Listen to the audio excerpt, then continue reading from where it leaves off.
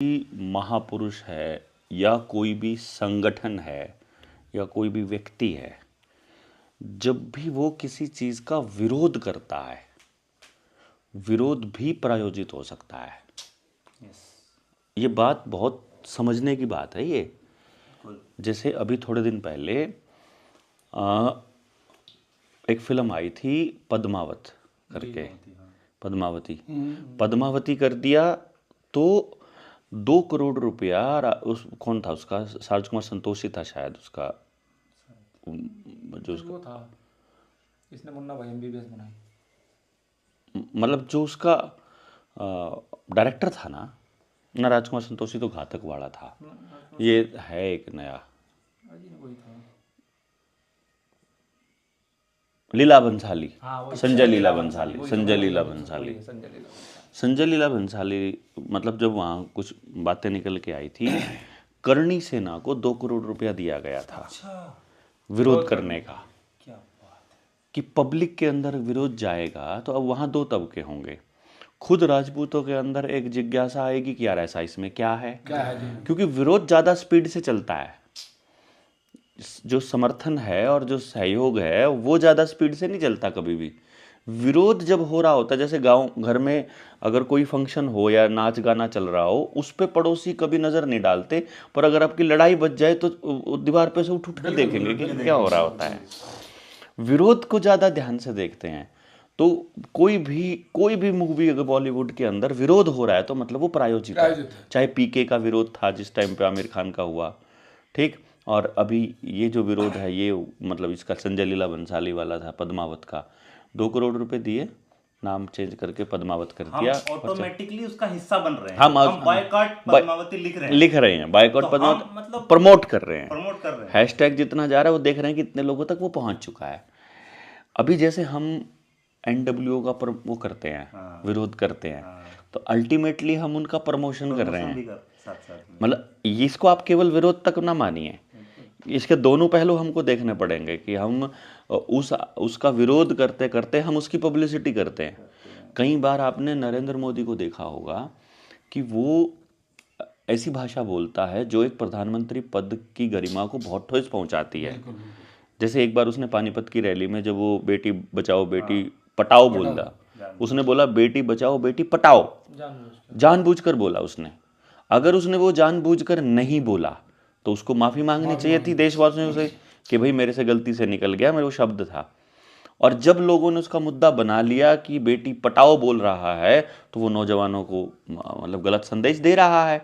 मतलब वो दोनों काम कर रहा है, नौजवानों को संदेश भी दे गया, जिसका कोई जिक्र नहीं कर रहा था बेटी बचाओ बेटी पढ़ाओ वाला, उस पे विरोधी भी उसको प्रमोट कर रहे थे बेटी पटाओ कह करके कि उसका विरोध के नाम पर।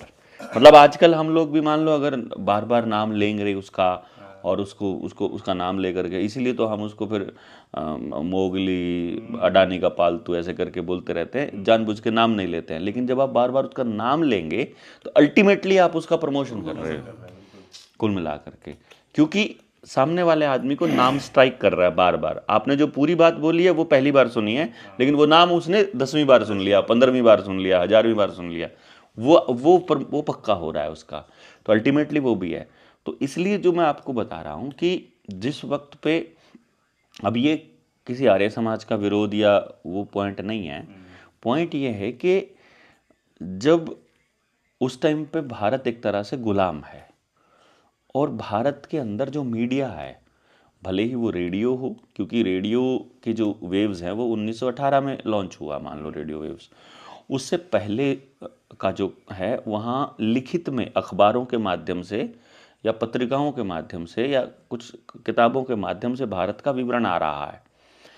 आपके पुरखों को आप मुझे बता दो, आपके गांव में, आप तो राजपूत हैं, आपके गांव में आपके परिवार में कितने परिवार सती हुए हैं, कितनी स्त्रियां सती हुई?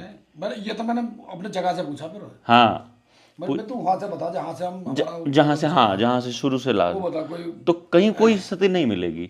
जब आपके यहाँ सती नहीं मिलेगी और राजपूतों में नहीं तो फिर तो किसी में पॉसिबल ही नहीं है। फिर वो सती प्रथा कहाँ से आया? वो तो राजा राम मोहन राय ने प्रायोजित किया, वो राजा राम मोहन राय को प्रायोजित कि उसने नौटंकी किया। जैसे आज के टाइम पर कोई भी आदमी जो सरकार का ही नुमाइंदा होता है, वो सरकार की ही किसी पॉलिसी का या समाज की किसी बात का विरोध करता है, जबकि वो बात होती नहीं है। जैसे हिंदू मुसलमान का मुद्दा है, समाज में कहीं नहीं है, कहीं दिखेगी नहीं, समाज में कहीं भी नहीं है, केवल मीडिया में ही है। केवल सोशल मीडिया पे है और या मेन पॉलिटिक्स पॉलिटिक्स की बयानबाजी में है। जहां आपके साथ कोई मुसलमान रह रहा है वहां कोई दिक्कत नहीं है। मैं यूपी के वेस्टर्न यूपी में भी हमने जाके देख लिया, झारखंड भी देख लिया, छत्तीसगढ़ भी, जहां मुसलमान है वेस्टर्न यूपी तक बैठे हो, मतलब कहीं पर भी वो मुद्दा नहीं है, लेकिन वो चल रहा है, उन्होंने वो चलाया है। रीजन क्या है कि उसी के नाम पर वो सद्भावना दिवस मना लेंगे। थोड़ा बहुत आया है ना ये मुद्दा, हाँ, वो उनके बोलने के कारण बोलने के, मैं वही कह रहा हूँ ना, बोलने बोलने के कारण आया। नई जनरेशन को उन्होंने फीड किया। हाँ। और जब हम जैसे लोग इसके ऊपर बोलते हैं विरोध में, तो भी हम उसी एजेंडे को हवा दे रहे होते हैं। मतलब अगर आप सद्भावना दिवस मनाओगे तो भी आप ये कह रहे हो कि हिंदू मुसलमान का मुद्दा एग्जिस्ट कर रहा है। बिल्कुल। जब आप ये कहते हो कि ये मुद्दा नहीं होना चाहिए, तो भी आप ये कह रहे हो कि ये है।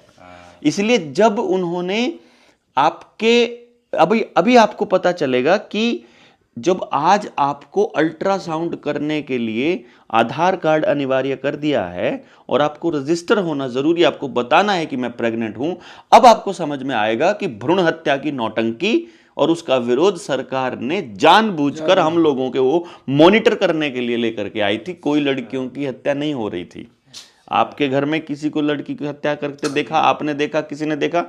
मेरे घर में 6 बुआ हैं, मेरे घर में 10 बहनें हैं मेरी, हमारे तो घर में नहीं हुआ कभी कि लड़की की हत्या कर दी जाए। कानून उसके बाद शुरू हुई। यानी सरकार जब कह रही है कि आप भ्रूण हत्या कर रहे हो, तो लोगों को लगा ये किया जा सकता है। पहले कोई नहीं कर रहा था, उन्होंने आइडिया दिया आपको।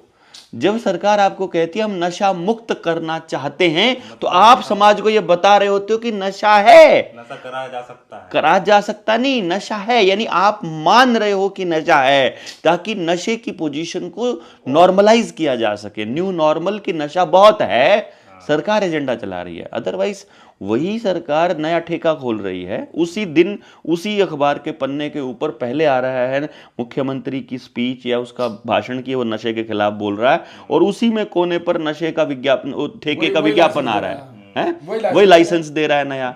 लाइसेंस वाले जो ठेके हैं वो तो जैसे अमृत बांट रहे हैं बिना लाइसेंस वालों का। तो इसलिए ये जो बात हम कह रहे थे कि जिस वक्त अगर हम दयानंद सरस्वती जी की अगर हम बात करते हैं, जिस वक्त वो समाज को जगाने के लिए निकले हैं, उस वक्त समाज में रूढ़िवादिता नहीं है। मेरे गांव में तो नहीं थी। कहां थी बताओ? मूर्ति पूजा कहां थी? मेरे गांव में कोई मूर्ति पूजा नहीं थी जनाब। मेरे गांव में ना राम का पता था मूर्ति क्या होती है, ना लक्ष्मण का पता था मूर्ति क्या है, ना कृष्ण की मूर्ति थी आपके गांव में कोई मूर्ति? उस टाइम पता नहीं, अब मैं आप अंदाजा लगाओ ना। आप यार आप उससे अंदाजा लगाओ ना कि जब आप छोटे थे तो आपके गांव में कितनी मूर्तियां थी, उससे लगा लो ना अंदाजा। पश्चिमी उत्तर प्रदेश में हाँ, तो शिव की परंपरा है, तो शिवलिंग है बस। शिवलिंग है ना, शिव की मूर्ति तो नहीं है ना। वो सांप वाला, नाग वाला, वो गले में पड़ा हुआ, वो जटा से ऐसे कोई मूर्ति नहीं है। कोई स्थान है खेड़ा और शिवलिंग है ना, वहां है। मतलब शिव का मंदिर है तो वहां शिवलिंग है, या खेड़ा है तो खेड़ा स्थापित किया हुआ है गांव वालों ने, और या फिर आपके पितरों के लिए खेत के अंदर 2 ईंट रखी हैं, 4 ईंट रखी हैं, 2 से 2 ऐसे। इसके अलावा बताओ पूजा का स्थान क्या है? माता है, चौथा स्थान गांव के चारों तरफ, गांव की रक्षा के लिए माता है। और हर गांव हाँ वो ईंट ही है खाली, हर गांव हर खेड़े में केवल वही है। तो वो मूर्तियां कहां हैं? वो मूर्तियां आर्य समाज ने तो खत्म नहीं करी हैं, वो थी ही नहीं भाई साहब। मतलब आप अंदाजा लगा के देखो ना, आप बताओ ना आपको कहां थी वो मूर्तियां? जब मेरे गांव में नहीं, आपके गांव में, आपके थे कबीलों में कहीं मूर्तियों की कोई पूजा होती है? कहीं आज भी नहीं होती आपके कबीलों में तो मूर्तियों की पूजा। आप तो प्रकृति को मानने वाले, हम भी प्रकृति को मानने वाले। सूर्य को बोलना, राम को बोलना, जयराम जी की, पशुओं को भी पूजा करना, है ना, पानी की पूजा करना, अपना जो भी हल है उसकी पूजा करना, अपने जो भी अपना जो हथियार है उसकी पूजा करना, जिस चीज से अभी आप जीवन यापन कर रहे हो उसकी पूजा करना। हमारे यहाँ मूर्ति नाम की कोई चीज है ही नहीं है। तो मूर्ति पूजा कहाँ है जिसका खंडन वो कर रहे हैं? और आपको बताया जा रहा है कि रूढ़िवादिता थी उस वक्त। कहां थी? कौन सी रूढ़िवादिता थी? जिसको आप परंपरा कह रहे हो वो रूढ़िवादिता नहीं है जनाब। अभी जो हमने डिस्कशन किया है लड़कियों की पोजीशन के ऊपर, महिलाओं की पोजीशन के ऊपर, हमने जो अपनी ट्रेनिंग में डिस्कस किया है या जो भी हम अपनी बात कर रहे हैं वो था ही नहीं। इसका मतलब है कि जो पुराना भारत है उस भारत की गरिमा का खंडन करने के लिए, उससे दूर हटाने के लिए, ताकि उसके ऊपर हमें शर्म आए कि हम गरीब थे, ताकि उसका हम जिक्र ना करें, ताकि उसके ऊपर गर्व करके हम अगली पीढ़ी को ना बताएं, तो हम ये बताएंगे कि तुम गरीब थे, तुम सती प्रथा में थे, तुम मूर्ति पूजा में थे, तुम आडंबरों में थे, तुम ऐसे थे, तुम वैसे थे ही नहीं कहीं पे यार। गांव में पंडित जी हैं, वो पंडित जी हैं, पंडित जी की पूरी इज्जत है, कोई दिक्कत नहीं। दादा कह रहा है सारा गांव, उसको कोई दिक्कत नहीं है, कहीं आडंबर नाम की कोई चीज है ही नहीं है। नहीं, इसमें एक बात ये हो सकता है जी, जिन व्यक्तियों ने ये प्रोपोगंडा चलाते हैं, दयानंद जी ने कुछ और कहा हो, फिर उन्होंने उसको मैनिपुलेट कर, पूरी पॉसिबिलिटी है, प्रचारित आगे कुछ और हो गया। हाँ, ये पूरी पॉसिबिलिटी है। लेकिन वो जो परंपरा में लेकर के जा रहे हैं ना बात को, भाई नहीं, परंपरा में तो अब ये जो संगठन बन गया है उनके नाम से या किसी भी मतलब महापुरुष वो के नाम से, उनकी बात को एग्जैक्ट हूबहू तो लेके जा ही नहीं सकता ना। एज इट इज तो किसी को पता नहीं क्या बोला उन्होंने। हाँ, उनके मन में क्या था वो भी नहीं। भाई जैसे मान लो आज हम JSM को चला रहे हैं, मान लो अभी हम उसको अंदर काम कर रहे हैं, अगर हम सब कुछ ओपन करते हैं तो सिस्टम को भी पता है, सब कुछ ओपन नहीं करते हैं तो जिसके ऊपर ट्रस्ट है केवल उसके साथ बात करेंगे। कुछ चीजें तो आपके साथ डिस्कशन भी नहीं होंगी कि जब इस लेवल पे हमारा संगठन आ जाएगा तब डिस्कस करेंगे, वो ब्लूप्रिंट पे पड़ा हुआ है। और ब्लूप्रिंट रोज बदला जा सकता है, क्योंकि जैसे सिचुएशन बदलेगी वो बदला जाएगा। अभी के सिचुएशन, आज जो बातें समझ में आई हुई है वो, और कल को जो बात समझ में आएगी कल की। तो जो एक्चुअली हम सोच रहे हैं वो किसी को नहीं पता है, और जो हमने डिलीवर किया है किसी ट्रेनिंग में हम पूरी बात डिलीवर कर ही नहीं पाए हैं, और सारी ट्रेनिंग्स को सुनने का किसी के पास समय नहीं है। तो एग्जैक्ट कोई कैसे बताएगा कि हम क्या करना चाह रहे हैं? किसी ने एक वीडियो सुन ली 10 सेकंड की, वो उसके ऊपर एनालिसिस करने लग जाएगा। कोई मान लो किसी ने सरकार के विरोध में कोई कड़ी बात बोल रखी है, उसने वो 10, 20, 50 सेकंड की कोई वीडियो सुन ली, तो उसको लगेगा देवेंद्र बहुत बदतमीज आदमी है। कहीं उसने एजुकेशन वाला वो देख लिया अपनी ट्रेनिंग, वो कहेगा देवेंद्र बहुत बढ़िया एजुकेशन का बड़ा मास्टर आदमी है। कहीं पर वो पॉलिटिकल बात करता हुआ दिखाई देगा कि ये तो राजनीति करेगा। किसी को दूसरी चीजें बात करते लगे, अब मैंने जैसे अभी स्वामी दयानंद सरस्वती पे बोल दिया, वो को लगा तो आर्य समाज का विरोधी है। कहीं पे मैं कह दूंगा कि यार डॉक्टर भीमराव अंबेडकर वाले पॉइंट पे जैसे खट्टर को वापस लेनी पड़ी अपनी वो, क्योंकि पूरे के पूरे संगठन उसके विरोध में खड़े हो गए हैं। अगर उस तरह की बात करने लगेंगे तो इस समाज का एक तबका खिलाफत हो जाएगा कि तुमने ये लाइन कैसे बोल दी। वो छोटे टुकड़ों से आदमी का अंदाजा लगाते हैं। तो हो सकता है स्वामी दयानंद सरस्वती ने कहीं कहीं पर कोई बात ऐसी कही हो जिससे उनका टुकड़ा उठा करके किसी को याद रह गया, और उसने अगली पीढ़ी को उसी टुकड़े को एक्सप्लेन कर दिया, पूरी बात एक्सप्लेन ही नहीं कर पाया। एज अ होल उस पूरे सिस्टम को समझने के लिए तो आपको वो समझना पड़ेगा ना कि उन्होंने क्या किया। हाँ, वेदों का प्रचार किया। वेदों का प्रचार अगर लिख करके करने लगेंगे तो वहीं पर हमारी बुद्धि खत्म होना स्टार्ट हो जाएगी। लिखना जो द्रव्य और दृश्य, जो ये विजुअल और जो चिंतन में है वो तो लिखने में आ नहीं सकता, नहीं आ सकता। ये तो मैंने देखा, आपने अनुभव किया आपने। हाँ, ऑडियो विजुअल जो जितने भी वो होंगी ना एड्स हैं, जैसे स्कूल में आपने टीवी DTH लेकर के आ गए, आपके बाहर वो टीवी पे लगा पड़ा है कि ना, मोबाइल पे लगा हुआ है। जो आदमी देख करके अंदाजा लगाने लग गया वो तो फिर समझो बर्बाद समझो। और हमारी पीढ़ी का अंदाजा इस बात से लगा हुआ, एक फिल्म आई अभी थोड़े दिन पहले छावा करके, उसमें किसी खजाने का जिक्र है, ठीक है, ग्वालियर के आसपास, इस किले के आसपास यहाँ खजाना इतना दबा हुआ था। वो फिल्म देख करके वहां के ग्रामीणों ने वो किले के आसपास की सारी जमीन खोद डाली। अच्छा, 20-25 एकड़ जमीन खोद डाली। पेपर में भी आया था। क्यों? वो उसको सच मान रहे हैं फिल्म को। और फिर वो छपा कि कितने मूर्ख लोग थे। मतलब जो सिद्धांत से बाहर। देखो, मेरे सामने कोई श्लोक आ गया, मैं जब उस श्लोक को एक्सप्लेन करूंगा तो मैं अपनी बुद्धि के मुताबिक करूंगा। बिल्कुल, ये है मेन बात। और मेरी बुद्धि जो बताएगी आपकी बुद्धि उससे कम ग्रहण करेगी, ये कन्फर्म है। तो जब आप उसे एक्सप्लेन करोगे तो उससे कम एक्सप्लेन करोगे और उससे कम करोगे। इसीलिए तो फिर ये नहीं कहा जाता था ना कि आप ऐसे आगे जाकर के ऐसे बताते जाओ। वो गुरु पूरी तरह से पहले उस शिष्य को तैयार कर रहा है कि जो बोला जाए वही समझे। जो ये प्रकृति से कनेक्शन है, जो परमात्मा से कनेक्शन है, एकमात्र ये रास्ता है कि आपको जो बोला जाए आप वही समझ लो। अदरवाइज अगर बुद्धि से आप काम लोगे तो आप समझ नहीं पाओगे। नहीं होगा। उसी स्तर पर बैठा आदमी ही उसी स्तर की बात को समझ सकता है, और इवन वो बात भी उसके दिमाग में आ जाए जो बोली नहीं गई है, मैंने केवल सोचा भर है, और वो आपको सबको पता चलेगा केवल तब जब यू आर कनेक्टेड। पॉसिबल ही नहीं है अदरवाइज। और वो केवल तब है जब हम उस मानसिक स्तर को इस लेवल पे उठा दें।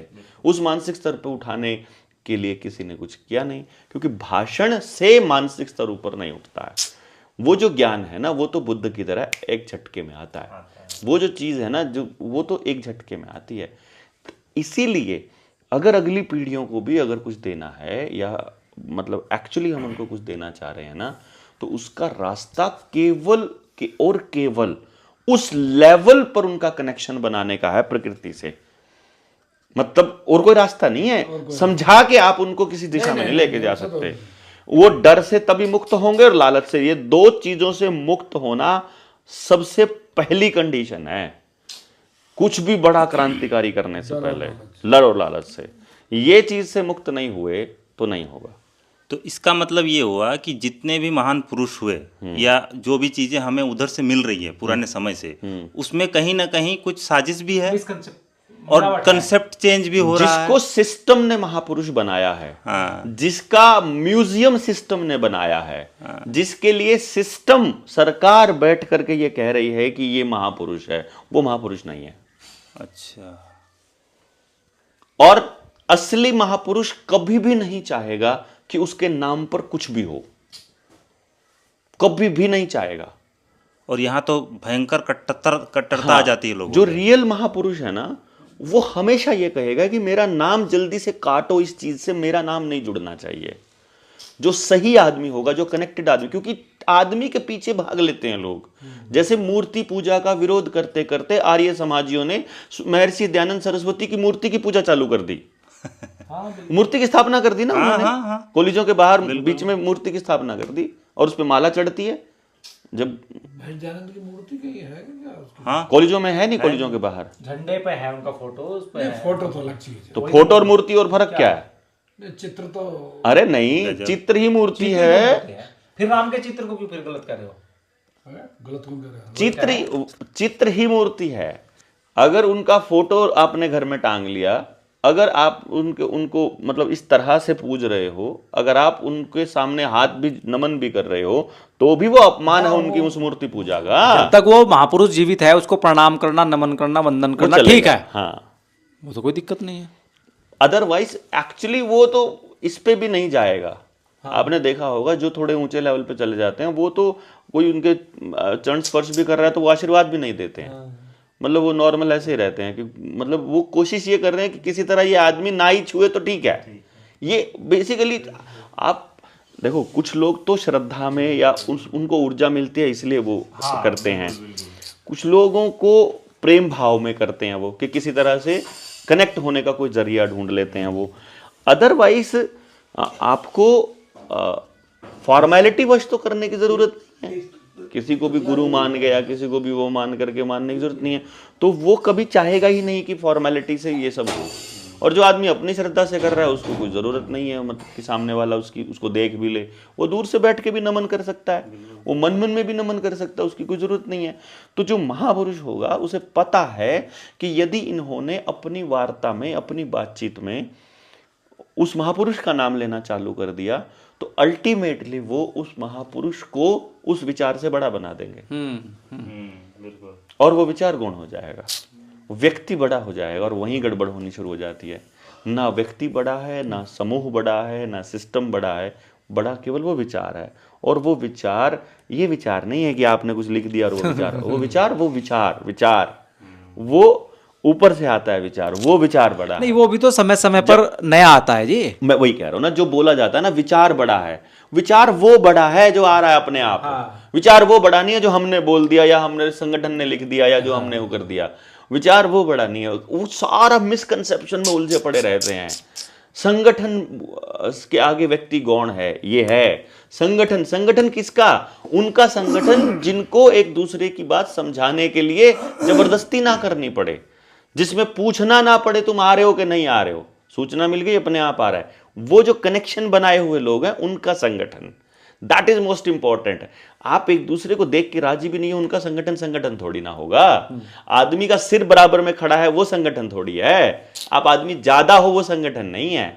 संगठित होने का मतलब जब आप एक लय में काम कर सकते हैं। इस विषय में मेरा ये मतलब मुझे सोच में आ रही है ये बात कि इतने सारे संगठन मेरे साथ, मैं अपनी बात यदि करूं तो इतने सारे संगठन मेरे साथ टकराए। अपने जो गायत्री परिवार है, फिर आर्य समाज है, फिर ये संघ है, और भी बुद्ध वाले बहुत सारे लोग, जैन है, बहुत सारे टकराए, लेकिन किसी में भी मेरा इंटरेस्ट कभी नहीं गया। इसका क्या कारण हो सकता है? देखो, जो अपने लेवल पर चिंतन करने वाला व्यक्ति है ना, वो किसी के चिंतन को अपने सिर पर ओढ़ नहीं सकता। और जब कोई भी विचार के लोग, जब किसी संगठन के लोग किसी चलते आ रहे विचार को ही ढो रहे हों कि फलाने ने ऐसा बोला था और यही डन है, वहां ऐसा व्यक्ति नहीं कनेक्ट हो पाएगा। उसको कनेक्शन के लिए फ्रीडम चाहिएगा। उसको फ्रीडम जब तक नहीं मिलेगी ना विचारवान व्यक्ति को, तब तक वो कनेक्ट ही नहीं होगा। वो आप उसको कह करके किसी काम को नहीं करवा सकते। आप उसके सामने सिर्फ चैलेंज रख दो, वो अपने आप कर देगा, जो विचारवान है। और जिसे कहना पड़ रहा है कि तुमको ये करना पड़ेगा, मतलब अभी उसका अपना विचार डेवलप नहीं हुआ है। तो ये दोनों चीज़ों का फर्क है। तो जो कमज़ोर व्यक्ति है, जिसका अपना विचार डेवलप नहीं हुआ है, वो ढूंढेगा कोई विचार मिल जाए, या उसके विचार को मान्यता भी नहीं मिल रही है, वो कुछ सोच रहा है और वो पूर्ण नहीं है विचार, उसको पूर्णता के लिए किसी दूसरे व्यक्ति की जरूरत है या किसी और चीज की जरूरत है कि आधा तो मुझे पास है, आधा और मिल जाएगा तो हम पूर्ण हो जाएंगे, या ये वाले पे काम करते वाला कोई व्यक्ति मिल जाएगा या कोई सिस्टम मिल जाएगा तो हम उसके साथ हो जाएंगे। वो ढूंढ रहे होते हैं, वो उस चीज से ढूंढ रहे होते हैं। तो ये तो हमारे ऊपर है कि हम जो चीज ढूंढ रहे हैं, यदि वो उस संगठन में नहीं है तो आप नहीं जुड़ोगे, नहीं जुड़ पाओगे। आप क्या ढूंढ रहे हो, इट्स अप टू यू ना। ये तो मतलब ये हर व्यक्ति का अलग है। इसमें तो संगठन की कोई खराबी या वो नहीं कहा जा ना सकता। ना ना ना ना ना ना, वो अपना विचार लेके चले हुए। वो एक संगठन एक विचार दे रहा है और आपको ये चीज चाहिए, जो आपको चाहिए वो दे रहा है तो वो आप जुड़ जाओगे, जो आपको चाहिए आप नहीं दे रहे तो नहीं जुड़ोगे। और आप उस टाइम पे संगठन के अभाव में किसी से जुड़ गए बाय चांस, एक टाइम पर आप अकेले फील कर रहे थे और आपको कोई अपना मित्र आपको कहीं लेकर के चला गया और उस टाइम के लिए आप जुड़ गए, तब आप फील करोगे कि जुड़ने के बाद आपकी ऊर्जा बढ़ रही है या आपकी घुटन बढ़ रही है। अगर आपकी ऊर्जा बढ़ रही है तो आप और जुड़ोगे, और अगर घुटन बढ़ रही है तो फिर आप उससे दूर होने का कोशिश करो, फिर बहाने ढूंढोगे, फिर कोई दूसरा व्यक्ति या विचार मिलते ही फिर आप उसके साथ हो जाओगे। नॉट ए बिग डील, कोई फर्क नहीं पड़ता है इस बातों से। अच्छा, इसमें डिस्कशन में ये आया समझ में जी कि इसका माने ये है कि ये जो जितना भी पीछे से मटेरियल है जिसको हम शास्त्र के नाम पे कह रहे हैं या किसी संगठन की बात चली आ रही है, तो वो जरूर मतलब इसमें पूरी संभावना ये है जो व्यक्ति जिनको न्यू वर्ल्ड ऑर्डर चलाने वाले या कुछ भी कहें, उनको सारा एक्सेस था उनके पास, एग्जैक्टली है ना, और ओरिजिनल चीज भी उनके पास, कंट्रोल रखना चाहते हैं, ओरिजिनल चीज भी उनके पास है। तो जितने भी संगठन पुराने समय के हैं उनको अपने हिसाब से वो पेश कर दिया हो आज के समय कर में दिया। तो वो जो लिटरेचर उपलब्ध है लिखित में उसकी कोई गारंटी नहीं वो प्योर है। लिखित में जो भी है सब फ्रॉड है। खास तौर पे पिछले, अगर आपके पास मतलब अगर आज के टाइम पे जो लाइब्रेरीज में सामान उपलब्ध है वो सारा का सारा मैनिपुलेटेड है, जितना भी है। मतलब अंग्रेज जहां चले गए और जहां के यूनिवर्सिटीज को, कॉलेजेस को उन्होंने बंद किया, वहां का वो सारा असली नॉलेज ले गए। जब तक आपके पास एक्चुअल लिखी हुई कोई किताब, जैसे जो लंदन की एक लाइब्रेरी है, उसका एक्सेस केवल और केवल एलीट को है, जो उनके मेंबर हैं, केवल उनको। कोई शोधकर्ता, कोई स्कॉलर, कोई भी पढ़ने वाला, कोई भी रिसर्चर, उसका एक्सेस ही नहीं है। आपको रियल नॉलेज कभी नहीं मिलेगा। ये नॉलेज अगर आपको मिल सकता है तो केवल एक रास्ता है, जैसे हमारे ऋषियों को मिला था, सीधा सीधा प्रकृति से। और उससे मिलने का रास्ता एक ही है कि आपके पास शांति होना जरूरी है, आपके कनेक्शन बनना जरूरी है। और वो कनेक्शन आज के टाइम पर पहले वो ऊर्जा जो थी वो गांव में थी, तीर्थ स्थलों में थी वो ऊर्जा पहले। जैसे आपके गांव में खेड़ा है, आपके पहाड़ पे कोई मंदिर बनाया है पुरखों ने, इन्होंने क्या किया, सारे के सारे मंदिरों को और उन सारे के सारी जो ऊर्जा के जो स्थल थे जहां से आपको ऊर्जा मिल सकती थी, मोनेस्ट्री हुई, पहाड़ों के ऊपर हुआ, कैलाश पर्वत हुआ, जहाँ लोग तपस्या करने जाते थे वो जगह हुई, उन्होंने सबको टूरिज्म प्लेस बना दिया। और कहीं ना कहीं एक ऐसा प्लेस, फ्लो बिगड़ गया एनर्जी। वो क्या किया, टूरिज्म प्लेस बना करके वहाँ लाइट्स जो खासतौर पे एलईडी वाली और साउंड डीजे वाला, वो उन्होंने ऐसा कर दिया कि पहाड़ में जहां पर पुरखे ये कहते हैं कि तेज आवाज में भी नहीं बोलना है, वहां भी उन लोगों ने डीजे चालू कर दिया। वहां भी उन्होंने होटलों के अंदर रोज म्यूजिक बड़े लाउड साउंड में बजना चालू कर दिया, दूर दूर तक आवाज जाती है, वो प्योरिटी जो है एनवायरनमेंट की वो नहीं मिलती है। तो आज जो एनर्जी है वो जो उन पूजा स्थलों में थी वो शिफ्ट होकर के अब जंगलों में चली गई है। यानी अगर कहीं पर माना जाए, अगर उस ऊर्जा को, अगर उस नॉलेज को डायरेक्ट एक्सेस करना है तो जंगल एकमात्र रास्ता बचा हुआ है आज के टाइम पर। वो सारी ऊर्जा पेड़ों में शिफ्ट हो गई है, इसीलिए जंगलों को काट रहे हैं आज के टाइम पर कि इनको आध्यात्मिक नॉलेज हो गया तो सब ये सारा डर निकल जाएगा ना, सब कुछ निकल जाएगा, सब क्लैरिटी हो जाएगी। तो वो प्रोसेस है कि, और अब का जो समय है 25 का, 26 का, 27 का, 29 तक का, ये पूरी तरह से डायमेंशंस के चेंज होने का समय है। पूरी ऊर्जा एकदम अब फ्लो इतना जबरदस्त है कि आपको अपनी बॉडी के अंदर ऐसे सनसनी महसूस होगी, मतलब शरीर के अंदर ऐसे, अभी मेरे रोंगटे खड़े हैं, मतलब मैं उस ऊर्जा, ये देखो देखो आप, ये देखो, है ना, दिख रहे हैं ना, मतलब you can feel that energy basically अगर आप उस कनेक्शन को नजदीक हो तो। वो अब सबके पास एक मौका है कि सारे उस ऊर्जा को एक्सेस करके और उस प्राइम सोर्स तक कनेक्ट होकर के फिर हमें सबको टुकड़ों में मिलेगा नॉलेज, और फिर हमको अपना नॉलेज, अपना ज्ञान ना झाड़ना हो, आता हो, और हम एग्जैक्ट वो बता सकें जो कुदरत कहने की कोशिश कर रही है। कुदरत इशारों में कहती है कभी भी, वो मंत्र की फॉर्म में या शब्द की फॉर्म में। शब्द ही सोर्स है सारी ऊर्जा का, पूरे ब्रह्मांड के अस्तित्व के कोर में शब्द है, वाइब्रेशन है, फ्रीक्वेंसी, इसलिए शब्द कोई भ्रम कहा गया है। हाँ, भ्रम। इसमें एक काशी के विद्वान गए थे एक हरिद्वार में, वो बड़े मंत्र विज्ञानी बनते थे अपने समय के, तो वो हरिद्वार में मिले एक संत से, तो उन्होंने वो दिखाया मंत्र लिखित में, बोला जी देखिए मंत्र पूरा है क्या? उन्होंने देखा, बोला नहीं अधूरा है, लेकिन वो शास्त्र के हिसाब से पूरा था। हाँ। उन्होंने कहा शास्त्र में तो पूरा है। हाँ। बोला यहाँ नहीं है, अंतरिक्ष में सुरक्षित है। हाँ। उन्होंने कहा उसको। हाँ। बोले लिखना चाहता है तो मैं बताता हूँ, लिख ले। हाँ। जुड़ के। हाँ, हाँ, हाँ। तो वहां से मतलब इससे इशारा ये मिलता है कि शब्द जो है वहां सुरक्षित है। एग्जैक्ट वो है, और वो जब भी सृष्टि को चाहिएगा वो अपने देने के लिए वो अपने आदमी ढूंढेगी। वो इट इज नॉट कि हर कनेक्टेड आदमी को मिलेगा। हो सकता है कि किसी का कनेक्शन किसी अगले आदमी को कनेक्ट होने के लिए, प्रेरित करने के लिए हो, क्योंकि कुदरत ने उसको चुना है, उसको बताने के लिए चुना है। तो ये प्रयास कंटिन्यूअसली जारी जरूरी है। हमें नहीं पता किसके जरिए होना है, लेकिन वो प्रकृति अपना काम कर लेगी, वो दे देगी, क्योंकि एक टाइम तो आएगा जब अति हो जाएगी। उस वक्त तो आपको ये बिजली, ये मोटर, ये डीजे, ये साउंड, ये अजान, ये शब्द, और ये सुबह सुबह जो गुरुद्वारे में और मंदिर में और मस्जिद में जो बजता है, ये सब बंद करना पड़ेगा, फेंकना पड़ेगा, क्योंकि इतना डिस्टॉर्टेड हो जाएगा दिमाग। उसको डिस्टॉर्शन के लिए सारा कुछ लाया गया है ये, और ये उन लोगों के पास एक्सेस था कि ह्यूमन माइंड, इसके पास इनफाइनाइट कैपेसिटी है उस पूरी ब्रह्मांड के साथ कनेक्ट होने की। और ये जो शरीर है, this is not a body, ये एक टेम्पल है एक्चुअली, और ये एक तरह से पूरा का पूरा कनेक्ट होने का सिस्टम है ऊर्जा का, और इसका पर्पस ही हायर डायमेंशन में जाना है, और हायर डायमेंशन में जाने के लिए कनेक्ट होना जरूरी है।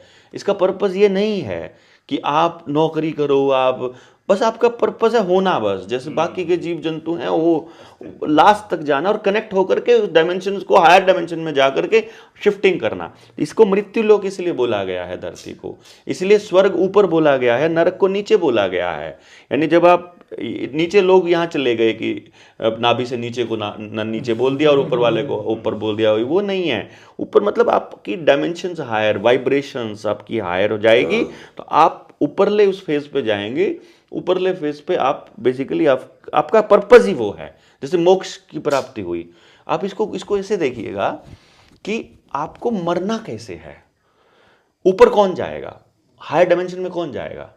केवल वो व्यक्ति जाएगा जो अपनी उम्र पूरी करेगा। उम्र पूरी कौन करेगा? जो निरोग रहेगा। जो निरोग कौन रहेगा? जो सारे नियमों को, प्रकृति के नियमों का पालन करेगा।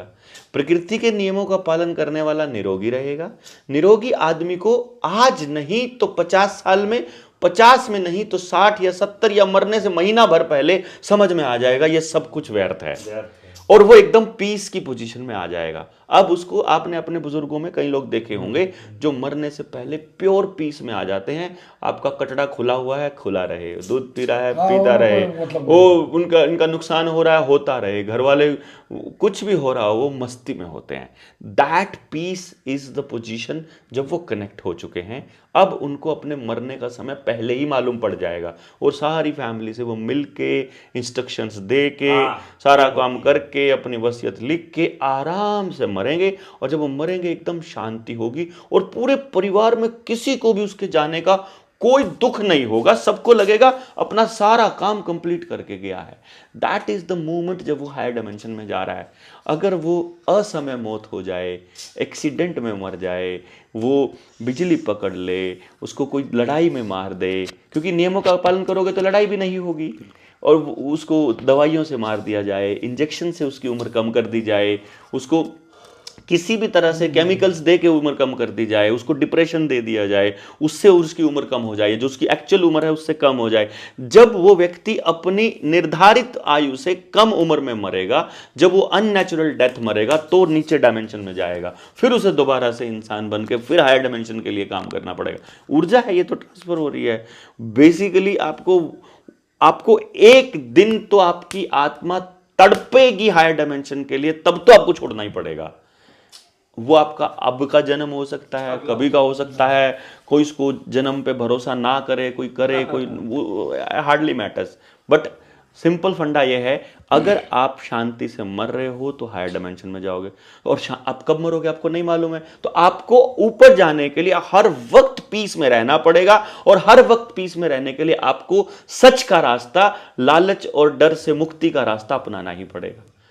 तभी आप हर टाइम, अब हमें थोड़ी पता है सुबह का सूरज देखेंगे नहीं देखेंगे। अगर हम पीस में सोएंगे और पीस में जान निकल जाए, हम ऊपर ही जाएंगे, हम स्वर्ग ही जाए, जिसको स्वर्ग की तरफ जाएंगे, नीचे नहीं जा सकते हैं।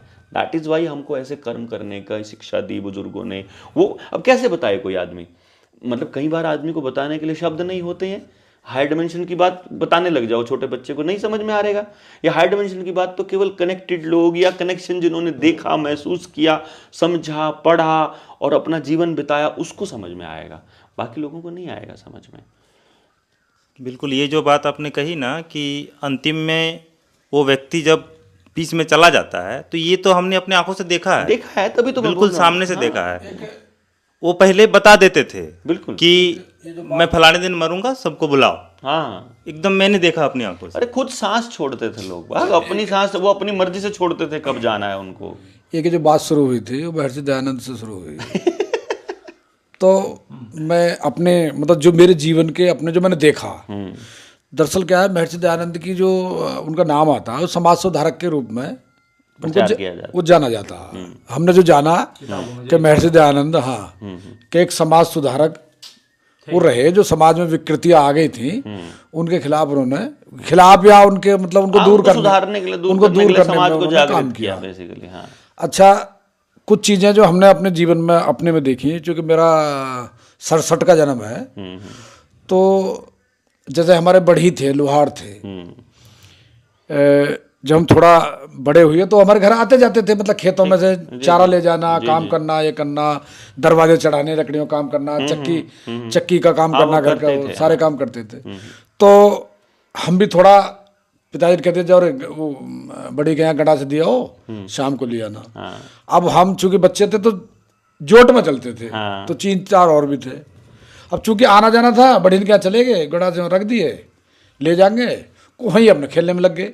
उनके बच्चे हमारे साथ के सही है। अब उनकी कुइया थी वहाँ, कुइया पे डोल रखी थी, हमने डोल डाली, पानी निकाला और पी लिया, और अपना पी लिया। अब वो जो साथ के बच्चे थे, अब उन्होंने वहाँ आके घर बता दिया कि तो यहाँ कुमार की वो पी के आए, मुसलमानों के यहाँ हाँ, उनके कुइया का पानी पिया, अब फलाना पिया। अब हमको पता कुछ वो नहीं थी। अब हमारी मतलब वो कह के वहाँ, लेकिन हमारे पिताजी और हमारी अम्मा जो थी वो ज़्यादा इन बातों में भरोसा नहीं करती, वो नहीं करती थी। लेकिन उन्होंने वहाँ खूब ये बात प्रचार की कि मतलब कि भाई मतलब इतना ये हमने, हाँ। अब आपने जो ये देखा ना, इसका ऊंच नीच छुआछूत ना, ऊंच नीच छुआछूत नहीं है यहाँ। यहाँ एक्चुअली क्या है, मैक्सिमम केसेस में जो गांव में 2 तबके ऐसे हैं जो खूब मांस खाते हैं।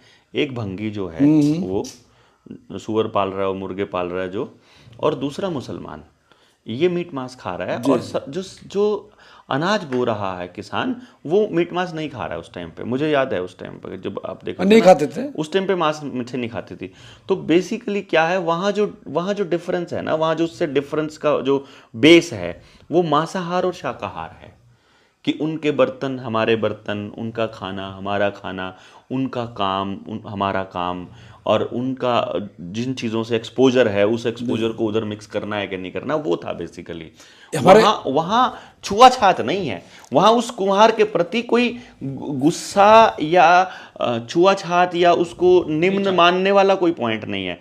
वहाँ भंगी को भी निम्न नहीं माना जा रहा है, सिर्फ उसके उस काम की वजह से, उस जगह की मौजूदगी में कि मतलब वो मांसाहार खाने वाला आदमी, हम लोग थोड़ा सा बचा के रखते हैं ना, कि जैसे मंदिर में हम बेल्ट नहीं लेके जाएंगे, है ना, वो सब चीजें। भाई बेल्ट जो है चमड़े की बनी है, और इस बटुआ नहीं लेके जाएंगे चमड़े का, वो भी तो चलता है ना। तो वो छुआछात है, मतलब वो अल्टीमेटली वही छुआछात है, उतनी ही छुआछात है वो एक्चुअली। तो उसको प्रेजेंट तो आप जैसे मर्जी कर लो ना अपनी बुद्धि से। कोलो चलते थे हाँ जंगल में, अब वो झुकाई का उसका जो काम करते थे, वो उस बिरादरी का काम करते थे जो खेतिहर किसान थे। खेत जमीन नहीं थी लेकिन उससे जुड़े हुए थे। अब एक वो काम करता था, ठंड का समय था क्योंकि कोल्हू चलते ही ठंड में थे गन्ने के। तो हमारे एक बाबा लगते थे, उन्होंने उसको एक नया कुर्ता बनवा करके उसको दे दिया। अब उसने वो लेकर के तभी वो जो राख थी उसमें वो रगड़ा, और रगड़ करके वो बोले क्या नंबरदार, मैं आपके सामने अब इसको नए को थोड़ी पहनूंगा। मतलब उसने वो राख में रगड़ के पुराना किया, तब वो पहना उसने। एक हमारे जो कोई लबारा कोई बड़ा हो गया, कटिया कटला, तो वो हमारा एक मामा था, वो पशु चुकाता था, तो मंगा लेता था वहाँ के, जो कोई कटिया उटिया हुआ करते हैं भेज दी, तो वही भेजता था वहाँ से। तो एक मुझे आज भी उसका वो है, मिर्चानी नाम था, बाल्मीक था, वो आता था, वो अब कटिया लेके जाता था, और जब वो चुक करके भैंस बन जाती थी तब वो छोड़ने जाता था। अब उसको हम खूब कहते थे कि तू यहाँ सो, ये कपड़ा लाए, ये खूब लाए या नहीं। वो जहाँ हमारे ठंड में पशु बनते थे उसी में पुराल डाल करके उसी में सोता था। नहीं अगर वहाँ नंबरदार ने सुन ले कि लौंडिया के यहाँ जाके और तू तो नाना का मतलब वो लड़की के घर जा गया, मतलब उनके मतलब इसका मतलब कुछ वो रहा तो होगा जब मैं फिर वही कह रहा हूँ, देखो जो शुरुआत है वो काम को लेकर के है। नहीं, जब ये मेरे सामने बात थी वो तो आपके सामने, महर्षि दयानंद का समय तो और पुराना था। मैं वो कह रहा हूँ कि महर्षि दयानंद के समय में और आपके समय में दोनों समय एक ही है असल में, क्योंकि कोई भी व्यवस्था बदलने में 50, 60, 100 साल तो लगते हैं। तो जो अंग्रेजों के समय पर जो समाज है, किसी के पास धन की कमी नहीं है, मैं आपको अंग्रेजों के टाइम की बात बता रहा हूँ। जब 1600 ईस्वी में अंग्रेज भारत आता है, उस टाइम पे भारत की जो इकोनॉमी है वो कितनी है, जीडीपी कितनी है? 24% है। मतलब हर घर के अंदर सोना है, चांदी है, हर घर के अंदर अनाज की कोई कमी नहीं है, किसी के घर में आदमियों की कमी नहीं है, मेहनत कशियों की कमी नहीं है, बीमारी कोई नहीं है, अपराध कोई नहीं है, कुछ भी नहीं। इतनी समृद्धि केवल तब हो सकती है नासमझी तो आ गई थी, नशा ना हो। नासमझी जरूर आ गई। वो नासमझी नहीं, वो बेसिकली हमारे कल्चर में नए आदमी को अतिथि के रूप में शामिल करना और उसकी बात को सुन लेना और सहजता से लेना, परमात्मा का आदमी समझना। उनको नहीं मालूम था वो इतने बड़े चोर निकलेंगे ना अंग्रेज, वो नासमझी भी नहीं थी, वो उनकी भलमानसी थी। जैसे मैं एक उदाहरण दूं, हमारे पिताजी 6 भाई थे, तो जो सबसे बड़ी ताई थी हमारी, उनका मकान कच्चा था, पुराना, मतलब जो पुराना मकान था उनको छोड़ दिया था, तो सबके पक्के बन गए थे। विनाश है, मैं वही कह रहा लेकिन कोई जैसे एक नादिया आता था, नादिया, तो उसमें मुट्ठी में अनाज लेकर के उससे पूछते थे, ये मतलब खाली मुट्ठी पर अगर उसने मुंह रख दिया तो हमारी ताई हर एक से, कोई पंडित जी आ जाओ या कोई घूमता बकारे गेरो तो से पूछते थे। तो वो नादिया से ये पूछा ही कि सबके मकान पक्के हो गए, मेरा कब होगा? अब मैं आज मुझे लगता है कि वो नासमझी थी, वो नासमझी तो मीडिया के माध्यम से अंग्रेजों ने डाली थी। हाँ, वही तो मैं कह रहा हूँ कि ये जो आपने अपने उस भंगी वाली जो बात बताई थी, वाल्मीकि वाली, वो भी, और जो दूसरी बातें थी, उन सारी बातों में वो सारी डिस्टॉर्ट होके आई थी। जब मैं ये कह रहा हूँ कि 1600 में इतिहास के आंकड़े ये बताते हैं कि हम इतने समृद्ध हैं, तो क्या एक समृद्ध आदमी दूसरे समृद्ध आदमी को नीचा मान सकता है? लॉजिकली मान के देखिए। नहीं, वो जो आप कह रहे हो ना, नासमझी की बात, जैसे अगर नासमझी में भी नहीं मान सकता ना। देखो वो आदमी गरीब, जिस टाइम पे आप उस वाल्मीकि को देख रहे हो, उस टाइम वो वाल्मीकि गरीब हो चुका है। उस टाइम उसे अपनी रोजी रोटी के लिए दूसरे का सहारा लेना पड़ रहा है। नहीं, लेकिन मैं जब बात कर रहा हूं 1600 में, तब वो सिस्टम के अंदर मैं आपकी बात का समर्थन कर रहा हूं। अगर कोई किसी के साथ जो व्यवहार नहीं करना चाहिए वो कर रहा है, तो वो भी उसका वैल्यू, उसको अज्ञानता में कर रहा है, तो उसको वैल्यू नहीं है। क्योंकि मैं एक उदाहरण दे रहा हूं, मैं मेरी 22-23 साल की उम्र थी, शादी मेरी हो चुकी थी, तो हमारे जो साले सट्टे, उनका एक फौजदारी हो गई, 307 का मुकदमा वो लग गया उन पर, तो उसमें पे पैरवी कर रहा था। तो एक बुलंदशहर जिले के वो पंडित जी थे, लीडर टाइप थे, हमारे गांव में डॉक्टरी की प्रैक्टिस करते थे, लेकिन उनका डॉक्टरी में रुचि कम थी, नेतागिरी में ज्यादा। मुझसे वो इतनी मित्रता बांध गए कि जिसको ठीक नहीं, मतलब मेरे साले ना, जैसा उनके ही जो है रिश्तेदार, अब वो पैरवी में, वो बुलंदशहर के थे, मेरी ससुराल बुलंदशहर में हुई, मतलब तो उसी जिले में वो था। तो उन्होंने मेरे साथ वो करी, तो एक दिन मुझे जो है वो अपने गांव ले गए।